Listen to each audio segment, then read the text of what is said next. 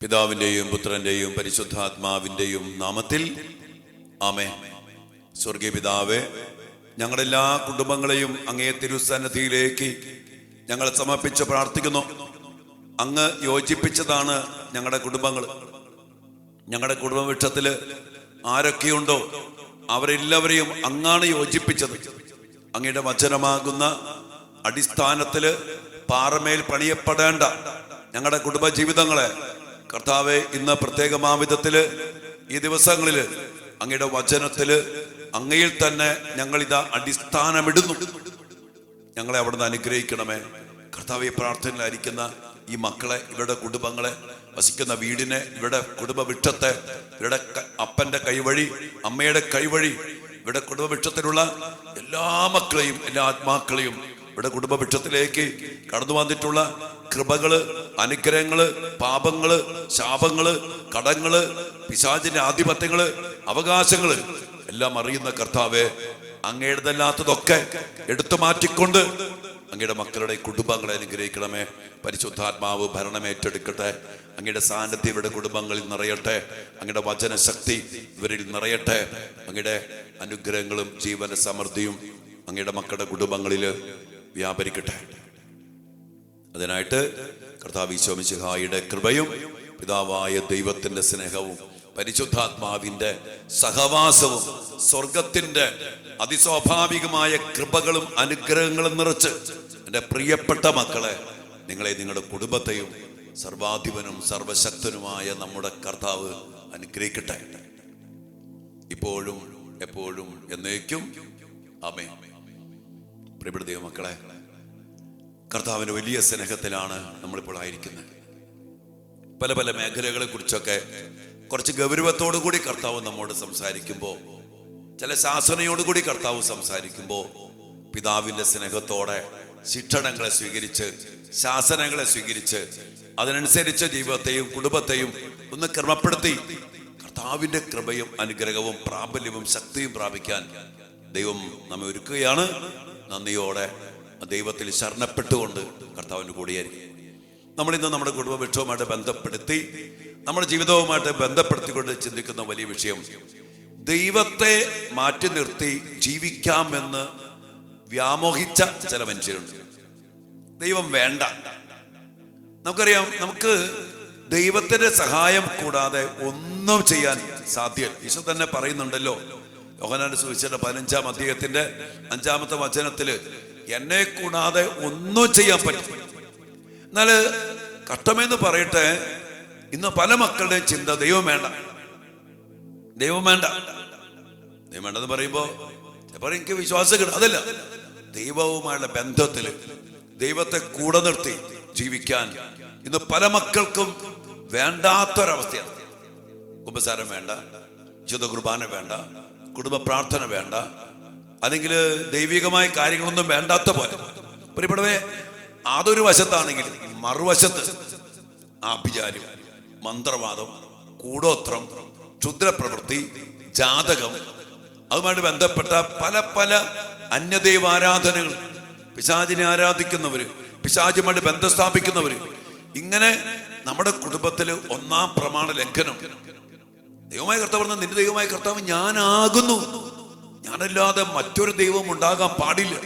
ആ ദൈവത്തെ പൂർണ്ണ ഹൃദയത്തോടെ, പൂർണ്ണ മനസ്സോടെ, പൂർണ്ണ ശക്തിയോടും പൂർണ്ണ ആത്മാവോടും കൂടെ സ്നേഹിച്ച്, ആരാധിച്ച്, സ്വീകരിച്ച്, സ്വന്തമാക്കി, കൂടെ നിർത്തി ജീവിക്കണം. ഇതൊരു ജീവിതമാണ്. അതിന് പ്രാധാന്യം കൊടുക്കാതെ ഇന്ന് ഞാൻ പറഞ്ഞില്ലേ, ഒത്തിരിയേറെ ആഭിചാര്യം, കൂടോത്രം, ചാപ്തന സേവ, അവൻ്റെ അടുത്ത് പോവുക, ഇവൻ്റെ അടുത്ത് പോവുക, ഉസ്താദിൻ്റെ അടുത്ത് പോവുക, മന്ത്രവാദിയുടെ അടുത്ത് പോവുക, അതുകൊണ്ട് കുഴിച്ചിടുക, പിന്നെ വാരബലം നോക്കുക, ജാതകം, മക്കളുടെ ജാതകം എഴുതിച്ച കാർന്നമാര്.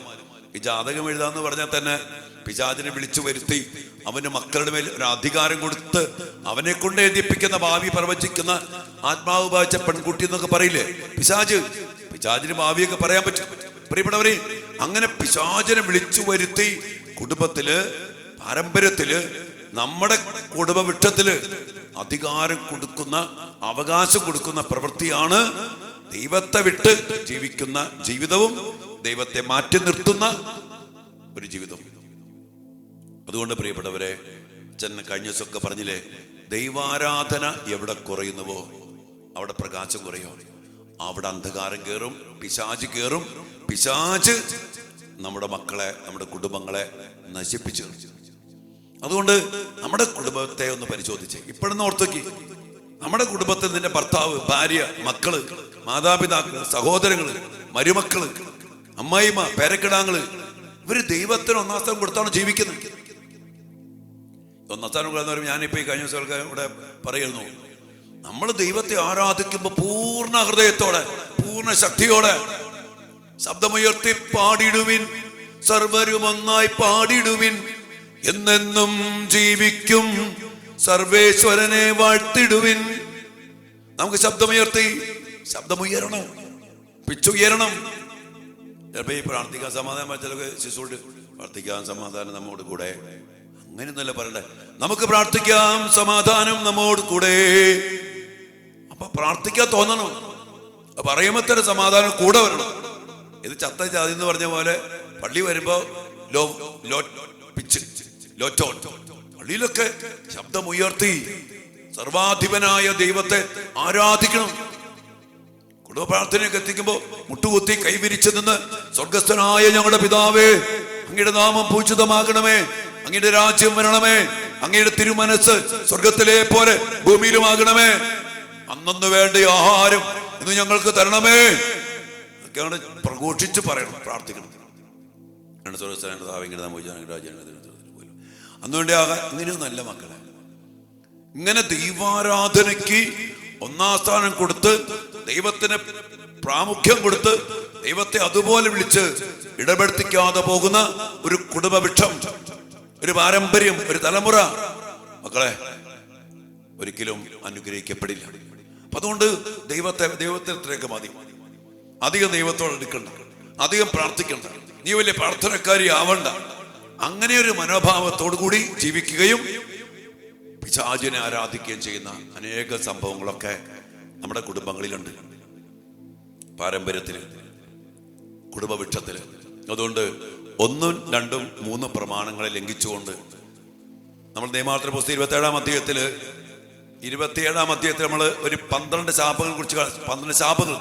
ആദ്യത്തെ ശാപം, വിഗ്രഹങ്ങൾ രഹസ്യമായിട്ട് സൂക്ഷിക്കുന്നവൻ, വിഗ്രഹം ദൈവത്തിന് പകരം വിഗ്രഹം വെച്ച് അതുമായിട്ട് ബന്ധപ്പെട്ട ആരാധന കൊടുത്ത് ജീവിക്കുന്നവര്, അവര് ശപിക്കപ്പെട്ടവരെന്നാ പറയും, ശാപത്തിന് മേൽ. അതുകൊണ്ട് 12 ശാപങ്ങളൊക്കെ നമ്മൾ കാണണം. 28-ാം അധ്യായത്തിലെ ശിക്ഷകളെ നമ്മൾ കാണണം. എൻ്റെ പ്രിയപ്പെട്ട മക്കളെ, ഇതൊക്കെ ഇന്ന് കുടുംബത്തില് അനേക മക്കൾ അനുഭവിച്ചുകൊണ്ടിരിക്കുക. നേരത്തെ പറഞ്ഞ പോലെ ഇതൊക്കെ വിതയ്ക്കപ്പെട്ടിരുന്ന വിത്താണ്, അതിന്റെ കൊയ്ത്ത്. അതുകൊണ്ട് എൻ്റെ പ്രിയപ്പെട്ട മക്കളെ, ഇങ്ങനൊരവസ്ഥ നമ്മുടെയൊക്കെ കുടുംബത്തിലുണ്ട്. ദൈവാരാധനയ്ക്ക് താല്പര്യമില്ല, ദൈവം വേണ്ട, ദൈവത്തോട് ഒരു താല്പര്യമില്ല, എനിക്ക് ദൈവം വേണ്ട. ഞാൻ ചോദിച്ചില്ലേ, ദൈവം സഹായിക്കാതെ എന്ത് ചെയ്യാൻ പറ്റും? അപ്പൊ കഴിഞ്ഞ കൊച്ചു പറഞ്ഞു, പാപം ചെയ്യാൻ പറ്റും. എടോ, പാപം ചെയ്യണമെങ്കിൽ നിന്റെ കൈ പൊങ്ങണമെങ്കിൽ ദൈവം സഹായിക്കണ്ടേ? നിന്റെ ഒരു അവയവം പൊങ്ങണമെങ്കിൽ ദൈവം സഹായിക്കണ്ടേ? കഴിഞ്ഞ ഒരു പാർട്ടിയോട് വന്നതാ, കല്യാണം കഴിഞ്ഞ 1 മാസമായി, ദാമ്പത്യ ബന്ധം പുലർത്താൻ പറ്റണില്ല. അവന് ഉദ്ധാരണ ശേഷിയില്ല, ഉദ്ധരിച്ചാലല്ലേ ദാമ്പത്യ ബന്ധം പുലർത്താൻ പറ്റൂ. അപ്പൊ ഒരു വ്യഭിചാരം ചെയ്യണമെങ്കിൽ ഉദ്ധരിക്കപ്പെടണ്ടേ? അതിനും ദൈവത്തിന്റെ സഹായം വേണം. ദൈവം തരാതെ സഹായിക്കാൻ ഒന്നിനും പറ്റില്ല. അതുകൊണ്ട് ആ സഹായത്തെ നമുക്ക് എങ്ങനെ ഉപയോഗിക്കാം? ദൈവം നമുക്ക് സ്വാതന്ത്ര്യം തന്നിട്ടുണ്ട്. അത് ഞാൻ പറഞ്ഞു വരിക, പ്രിയപ്പെട്ടവരെ, ദൈവം വേണം. അത് അറിഞ്ഞ് ആ ദൈവത്തോട് നന്ദി പറഞ്ഞ് ആ ദൈവത്തിന് ശരണപ്പെട്ട് ആ ദൈവം എന്നെ സഹായിക്കും, ആ ദൈവം എൻ്റെ കൂടെ ഉണ്ടെങ്കിൽ അതിനു വേണ്ടി ദൈവത്തിന് ഒന്നാം സ്ഥാനം കൊടുക്കുക. ദൈവത്തിന് ഒന്നാം സ്ഥാനം, ദൈവത്തിന്റെ കൂടെ ഇരിക്കാൻ സമയം കണ്ടെത്തുക, വിശുദ്ധ കുർബാന അർപ്പിക്കാൻ കഷ്ടപ്പെട്ട് രാവിലെ എഴുന്നേറ്റ് പ്രാധാന്യം കൊടുത്തു വരിക. വന്നു കഴിഞ്ഞാൽ ചില ആൾക്കാർ പള്ളിയിൽ ഞാൻ കണ്ടിട്ട് ഇവിടെ അന്ന് അപ്പം ഇരിക്കണം. ആ ഇരിക്കണ ടീം പുറത്തിറങ്ങി മണിക്കൂർ നിന്ന് വർത്താനം പറയും. എന്നാൽ വചനം വായിക്കുമ്പോൾ അപ്പിരിക്കും. ലേഖനം വായിക്കാൻ വേണ്ടി ശുശ്രൂഷ കയ്യിലെടുത്ത് അപ്പ എല്ലാം കസേരയിലിരുന്നു. വചനം കേൾക്കുമ്പോൾ ഇരിക്കാൻ പാടില്ല, അപ്പിരിക്കും, കസേരക്കിട്ട് നിവർന്നിരിക്കും. പിന്നെ ഉദാശവാദം കഴിഞ്ഞാൽ പിന്നെ ഒറ്റയിരിപ്പാണ്. ഞാൻ പറയാൻ വയ്യെങ്കിരുന്നോ, എൻ്റെ പ്രിയപ്പെട്ട 1% മുട്ടുകുത്താനോ നിൽക്കാനോ പറ്റുമെങ്കിൽ ദൈവാരാധനയിലും കുർബാനയിലും ഇരിക്കരുത്. ഞാൻ പറയും, ഈ ടീം തന്നെ ഞങ്ങളുടെ പുറത്തിറങ്ങി മണിക്കൂറുകൾ നിന്ന് വർത്താനം പറയും. അതുകൊണ്ട് ഞാൻ പറയണം മക്കളെ, ദൈവത്തിനെ നമുക്ക് വിലമതിക്കണം. ദൈവത്തെ നമ്മൾ ഗൗരവത്തോടു കൂടി എടുക്കണം. അത് ദൈവം ആഗ്രഹിക്കുന്ന കാര്യമാണ്. അതില്ലാതെ പോയ കുടുംബങ്ങൾ, പാരമ്പര്യം, അതുമായിട്ട് ബന്ധപ്പെട്ട അവസ്ഥകളാണ് ഇന്ന് നമ്മുടെ കുടുംബത്തിലെ പല നാശത്തിൻ്റെയും പല തകർച്ചയുടെയും കാരണം. അതുകൊണ്ട് 1, 2, 3 പ്രമാണങ്ങളെ നന്നായിട്ട് ധ്യാനിച്ച് പരിശോധിച്ച് അങ്ങനെ അവസ്ഥ നമ്മുടെ കുടുംബത്തിൽ ഉണ്ടായിട്ടുണ്ടാവുന്നല്ല, ഉണ്ടായിട്ടുണ്ട്, നമുക്കുണ്ടായിട്ടുണ്ട്, നമ്മുടെ ഇപ്പോഴത്തെ തലമുറയ്ക്കുണ്ട്. അതിനൊക്കെ മാപ്പ് ചോദിച്ചുകൊണ്ട് വലിയൊരു അഭിഷേകത്തിന് വേണ്ടി പ്രാർത്ഥിക്കാം. ദൈവത്തിന് 1ാം സ്ഥാനം കൊടുത്ത് ദൈവം പറഞ്ഞ പോലെ ദൈവത്തെ ആരാധിച്ച് ദൈവത്തെ കൂടെ നിർത്തി മറ്റൊരു ശക്തിക്കും ഇടം കൊടുക്കാതെ ഇനി ഏതെങ്കിലും ആഭിചാരം, ഞാൻ പറഞ്ഞില്ലേ ആഭിചാര്യം, 1ാം പ്രമാണ ലംഘനങ്ങൾ, അതിലൂടെ മക്കളെ പിശാചിനെ വിളിച്ചു വരുത്തുക. ഞാൻ പറഞ്ഞില്ലേ ഒരു ജാതകം എഴുതിക്കില്ലേ, പിശാചിനെ വിളിച്ചു വരുത്തുക. ഇങ്ങനെയുള്ള ഈ കണ്ണിക്കണ്ട പ്രാർത്ഥനക്കാരില്ലേ, സോക്കോൾഡ് എന്താ പറയുക ബ്രദർമാരും പ്രാർത്ഥനക്കാരും പിശാചിനെ ഉപയോഗിക്കുന്ന ആൾക്കാരുണ്ട്. കറൂറ്റി ഞാൻ പറഞ്ഞ ഒരുത്തനുണ്ടെന്ന് പറഞ്ഞില്ലേ, പിശാചിനെ വിളിച്ചു വരുത്തവൻ ചെയ്യണേ. പിശാചിനെ വിളിച്ചു വരുത്തി കർമ്മങ്ങൾ ചെയ്യുന്നവർ, അവൻ്റെയൊക്കെ പിന്നാലെ പോയാൽ, അവനൊക്കെ വീട്ടിൽ കയറ്റിയാൽ അവൻ മാന്തി എടുക്കുന്നു, തപ്പിയെടുക്കുന്നു. പിശാചിനെ വിളിച്ച ആ കുടുംബത്തിൽ മുതുപിശാച് കയറ്റും. അതുകൊണ്ട് നിങ്ങളോട് ഞാൻ പറയാണ്, ഒരു ബ്രദറിനെ വീട്ടിൽ കയറ്റി അത് മാന്തി എടുക്കാനും തപ്പിയെടുക്കാനും ലക്ഷങ്ങൾ കൊടുക്കണം മക്കളെ. 5 ലക്ഷം രൂപ, 50,000 രൂപ, 2 ലക്ഷം രൂപ. ചില കണക്ക് പറഞ്ഞാൽ ഞെട്ടിപ്പോവും. ബ്രദർ വന്നിട്ട് അത് മാന്തി എടുത്തു, എന്നിട്ട് 5 ലക്ഷം രൂപ, 2 ലക്ഷം രൂപ. എന്തിന്? മനേകൊന്ന് കുമ്പസാരിച്ച് കുർബാന സ്വീകരിച്ച് ആ കുടുംബത്തില് ജീവിതത്തെ ഒന്ന് വിശുദ്ധീകരിച്ച് ഒന്ന് വെഞ്ചരിച്ച മാറിപ്പോകാത്ത ഒരു ശക്തിയുമില്ല. ബ്രദർ മാന്തി എടുത്തിട്ട് പോയിട്ട് വല്ല കാര്യം ഉണ്ടായോ? അതിനേക്കാൾ വലുത് വന്നു കഴിഞ്ഞു. അതുകൊണ്ട് ദൈവം ഇത് ഇങ്ങനെയുള്ള ടീമുകളൊന്ന് വീട്ടിൽ കയറ്റരുത്.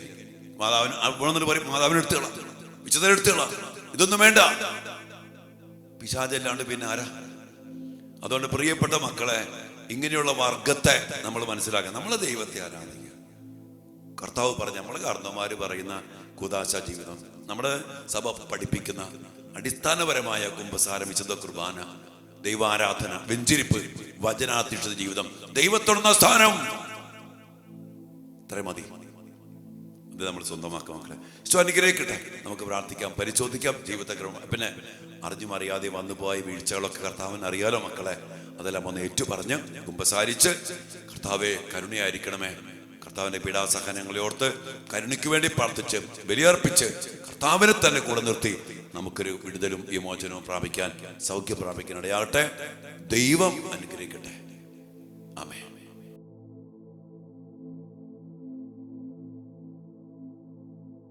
പരിശുദ്ധ പരമ ദിവ്യകാരുണ്യ ഈശോയ്ക്ക് എന്നേരവും ആരാധനയും സ്തുതിയും പുകഴ്ചയും ഉണ്ടായിരിക്കട്ടെ. ദിവ്യകാരുണ്യ ഈശോയെ, അങ്ങേ ഭൂമിയിലേക്ക് ഇറങ്ങി വന്നത്, ദിവ്യകാരുണ്യമായിട്ട് മാറിയത് അങ്ങയെ കൂടാതെ ഞങ്ങൾക്ക് ജീവിക്കാൻ സാധ്യമല്ലാത്തത് കൊണ്ടാണല്ലോ. ഈശോയെ, വലിയ തിരിച്ചറിവിലേക്ക് അങ്ങ് ഞങ്ങളെ എപ്പോഴും ആനയിക്കുന്നുണ്ട്. എന്നാൽ കർത്താവെ, ഞങ്ങളുടെ കുടുംബങ്ങള് അങ്ങില്ലാതെ ജീവിക്കാമെന്നുള്ള ഒരു തോന്നല് പിശാച് കയറ്റി, കുദാശയില്ലാതെ, കർത്താവെ വിശുദ്ധ കുർബാനയില്ലാതെ, പ്രാർത്ഥനയില്ലാതെ, വചനമില്ലാതെ, അങ്ങയ്ക്ക് പ്രാധാന്യമില്ലാതെ ജീവിച്ചു പോയൊരവസ്ഥ. മറുവശത്ത് ആഭിചാര്യം, മന്ത്രവാദം, കൂടോത്രം, ക്ഷുദ്രപ്രവൃത്തി, ജാതകം, മറ്റ് ഒത്തിരിയേറെ പൈശാചികതയിൽ അടിമപ്പെട്ടു പോയ മക്കളുമായിട്ട് ബന്ധപ്പെട്ട് ആരാധനയിൽ പോയ മക്കൾ. ഈശോയെ, ഞങ്ങളുടെ കുടുംബങ്ങളെ ഓർത്ത് ഞങ്ങൾ മാപ്പ് ചോദിക്കുന്നു. അങ്ങനെ വീണ് പോയ എല്ലാ മക്കളെയും, എല്ലാ കുടുംബങ്ങളെയും, എല്ലാ അവസ്ഥകളെയും അങ്ങേ തിരുമുമ്പിലേക്ക് സമർപ്പിച്ച് പ്രാർത്ഥിക്കുന്നു.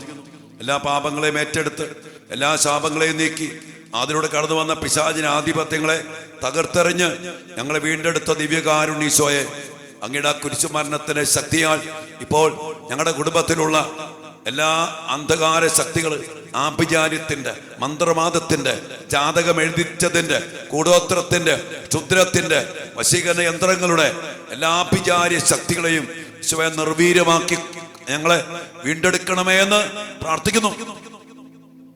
കർത്താവേ, ഞങ്ങളുടെ കുടുംബത്തിൽ അങ്ങയെ വേണ്ട, അങ്ങയ്ക്ക് പ്രാധാന്യം നൽകാതെ, അങ്ങയുമായുള്ള ബന്ധത്തിൽ വളരാതെ ജീവിച്ചു പോയ ഞങ്ങളുടെ പൂർവികരെ ഓർത്ത്, ഞങ്ങളുടെ പ്രിയപ്പെട്ടവരെ ഓർത്ത്, ഞങ്ങളുടെ കുടുംബവൃക്ഷത്തിലെ എല്ലാ ശാഖകളിലുമുള്ളവരെ ഓർത്ത് ഞങ്ങൾ അങ്ങയോട് മാപ്പ് ചോദിക്കുന്നു. അവർ മാത്രമല്ല, ഞങ്ങളും ജീവിച്ചിരിക്കുന്ന ഞങ്ങളുടെ കുടുംബാംഗങ്ങൾ, ഉദാശയില്ല, പ്രാർത്ഥനയില്ല, ദൈവികമായ കാര്യങ്ങൾ താല്പര്യമില്ല ജീവിക്കുന്ന മക്കളുണ്ട്. വിശുദ്ധ കുർബാന സ്വീകരിക്കാതെ വർഷങ്ങളായിട്ട് ജീവിക്കുന്നവര്, കുമ്പസാരമില്ലാതെ ജീവിക്കുന്ന മക്കള്, ദൈവാരാധനയ്ക്ക് പ്രാധാന്യം കൊടുക്കാത്ത എല്ലാ മേഖലകളെയും സമർപ്പിച്ച് പ്രാർത്ഥിക്കുന്നു. ഒരു വലിയ തിരിച്ചറിവ്, ഒരു വലിയ സത്യം ഞങ്ങളുടെ മക്കൾ അറിയട്ടെ. പ്രാർത്ഥിക്കും മക്കളെ, എല്ലാവരും പ്രാർത്ഥിക്കും. യേശോയാണ് നമ്മുടെ അടിസ്ഥാനം. കർത്താവിലാണ് പണിതുയർത്തപ്പെടേണ്ടത്. കർത്താവിലാണ് രക്ഷ, കർത്താവിലാണ് ജീവൻ. ഈ ദിവ്യകാരുണ്യത്തിലാണ് നമുക്കെല്ലാം വേണ്ടത്. യേശോയെ സമർപ്പിക്കുന്നു. ഞങ്ങളുടെ അകൃത്യങ്ങളെ ഓർത്ത്, ഉപേക്ഷകളെ ഓർത്ത്, പാപങ്ങളെ ഓർത്ത് ഞങ്ങൾ മാപ്പ് ചോദിക്കുന്നു.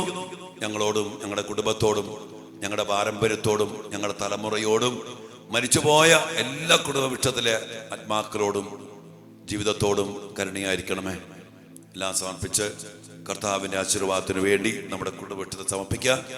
ഈശോയ്ക്ക് പ്രാധാന്യം കൊടുത്ത് ഈശോയെ ചേർത്ത് പിടിച്ച് ഈശോയിലിനി നമ്മുടെ പാരമ്പര്യം, തലമുറ, കുടുംബം വളരണം. അതെല്ലാം വേണ്ടി പ്രാർത്ഥിച്ചുകൊണ്ട് അതിനുവേണ്ട കൃപയും സഹായവും ഈശോയെ അങ്ങ് തന്നെ ഞങ്ങൾക്ക് തരണേ എന്ന് പ്രാർത്ഥിച്ചുകൊണ്ട് ആശീർവാദത്തിനായിട്ട് നമുക്ക് ഈ സമയം പ്രാർത്ഥിക്കാം മക്കളെ.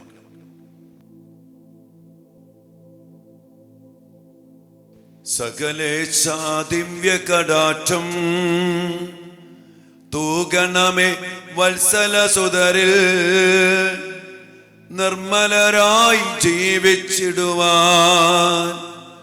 ചിന്തണമേ ദിവ്യവരങ്ങൾ. കർത്താവേ, അങ്ങയുടെ വരങ്ങളും അങ്ങയുടെ അനുഗ്രഹങ്ങളുമാണ് ഞങ്ങളുടെ രക്ഷ, ഞങ്ങളുടെ വിടുതൽ, ഞങ്ങളുടെ വിമോചനം. ആ വരങ്ങൾ ചിന്തിക്കൊണ്ട് ഞങ്ങളുടെ കുടുംബത്തെ, കുടുംബവൃക്ഷത്തെ, തലമുറയെ അങ്ങ് വീണ്ടെടുക്കണമേ എന്ന് പ്രാർത്ഥിച്ച് കരങ്ങൾ ഉയർത്തി സ്തുതിച്ച് പ്രാർത്ഥിച്ച മക്കളെ, ഹല്ലേലൂയ യേശുവേ.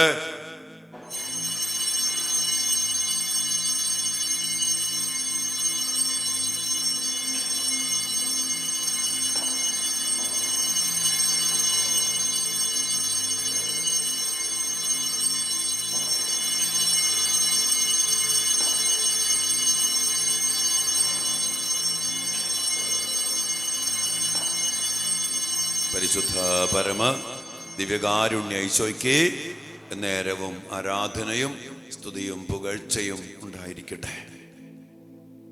ഈശോയെ, ഞങ്ങളുടെ കുടുംബങ്ങളിലേക്ക് അങ്ങ് വരണമേ. അങ്ങേ ഉപേക്ഷിച്ച് അങ്ങേ വേണ്ടെന്ന് പറഞ്ഞ ഞങ്ങളുടെ പാരമ്പര്യത്തിലേക്ക്, കുടുംബത്തിലേക്ക്, ജീവിതത്തിലേക്ക് കർത്താവ് ഞങ്ങൾ അങ്ങേ വിളിച്ച് പ്രാർത്ഥിക്കുന്നു. അതുമായിട്ട് ബന്ധപ്പെട്ട എല്ലാ പ്രമാണ ലംഘനങ്ങളെ ഓർത്ത് മാപ്പ് ചോദിക്കുന്നു. കർത്താവ്, അങ്ങേക്ക് വേണ്ടി ഞങ്ങൾ ദാഹിച്ച് ഞങ്ങളുടെ കുടുംബവൃക്ഷത്തെ മുഴുവൻ അങ്ങേക്ക് വേണ്ടി ഞങ്ങൾ തുറന്നു പിടിക്കുന്നു. ഈശോയെ വരണമേ, അങ്ങ് നിറയണമേ, അങ്ങ് ഏറ്റെടുക്കണമേ. ആമേൻ.